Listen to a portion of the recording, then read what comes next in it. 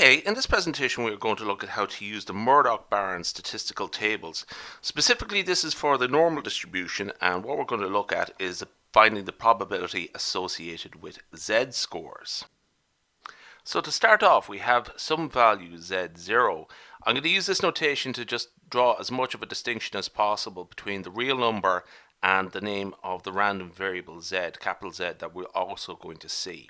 Okay, so for some real number z0 between 0 and 4, the Murdoch Barnes Tables set 3 tabulates the following probability: the probability that a randomly occurring z random variate, normal random variate, will be greater than this particular value. Okay, so just to sort of clarify, z is the normal distribution with mean 0 and variance 1 squared, okay, or 1, but just 1 squared, just to make you remember that's the variance.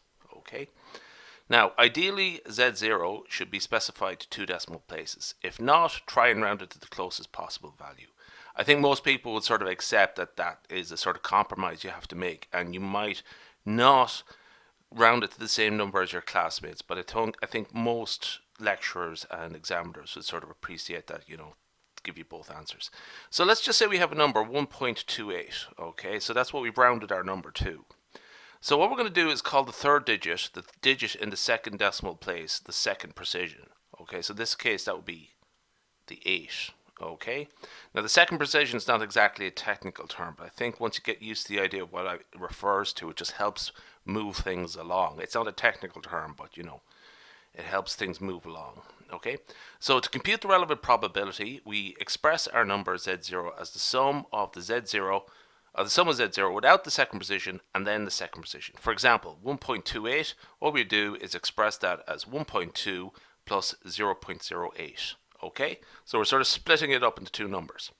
So what we're going to do here is, to use the tables, we select the row that corresponds to z0 without the second precision. In that case, it's going to be 1.2. And then select the column. Okay, so row for the first part, column for the second part. Select the column that corresponds to the second precision, 0.08.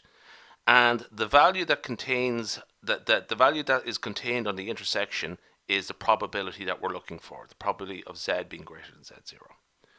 So let's look at this one here. So 1.28, that's the row we have to pick. Okay, and the column we have to pick is 0.08. Okay, so in this case the answer is going to be 0.1003. Okay, that one there.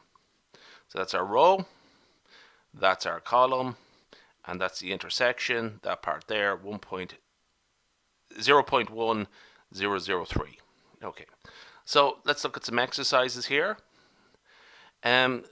This one is, the last one here is just actually a sort of abstraction of the middle two. So we'll just sort of come back to that shortly. It's not exactly using the tables. Anyway, let's look at the first one here. Probability of z being greater than 0.60. So I'm going to sort of state that as 0.6 plus 0.00. So this is the row and this is the column. Okay, now 0.00 is a possible column because, you know, we could get numbers like this, and there is a column there that corresponds to 0.00. It's the first one, obviously. Okay, so 0.6 is the row we're looking at. Okay, and the column 0.00. So the answer we are looking for in this case is 0.2743.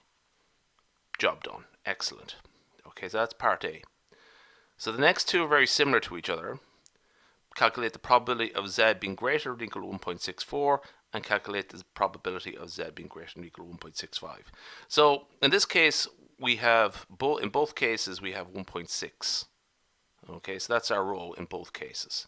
For the first one, 0.04 is the second precision, and in the second case 0.05. So they're right beside each other.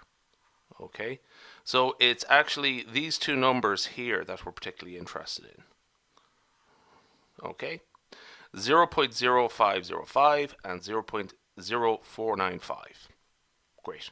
Okay, now the last part is, so this is what we're just given beforehand, and what we're asked to do here is estimate the probability of z being greater than or equal to 1.645.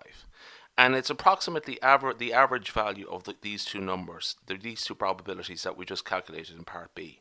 The probability of z being greater than 1.64 and the probability of z being greater than 1.65. So we get the average of the two, the average of 0.0495 and 0.0505. So add them together divided by 2, and we get 0.0500, which is actually 5%.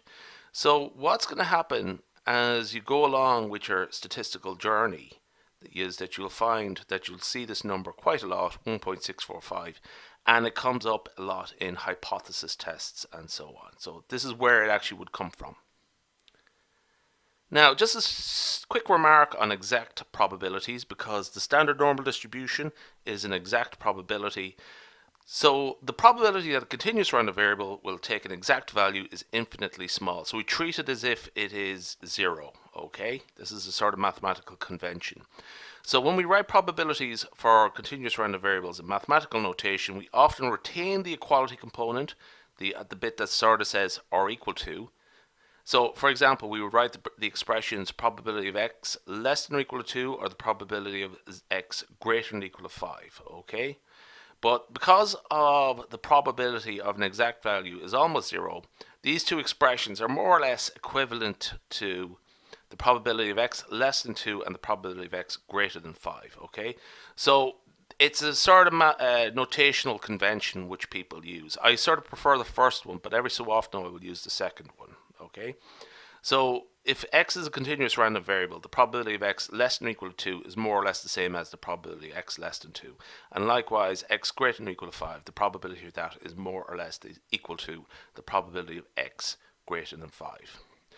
Also, what we can do is write the complements as follows. The complement of where x is a continuous random variable, the probability of x being greater than or equal to k, where k is some value, can often be written as probability of x less than or equal to k. So it's not a contradiction in terms. It's, well, it is, sort of is, but you know what I mean. It's understood that this actually doesn't really amount to much in the grand scheme of things. So it's a sort of very trivial thing to, you know, the mathematical difference is almost not negligible between what should happen there. Okay, great. Now, just when you're going forward with these, there's more rules corresponding to the normal distribution, such as the symmetry rule and the complement rule and so on. We will cover them in another video, but essentially the key thing here was getting the hang of the Murdoch Barnes tables.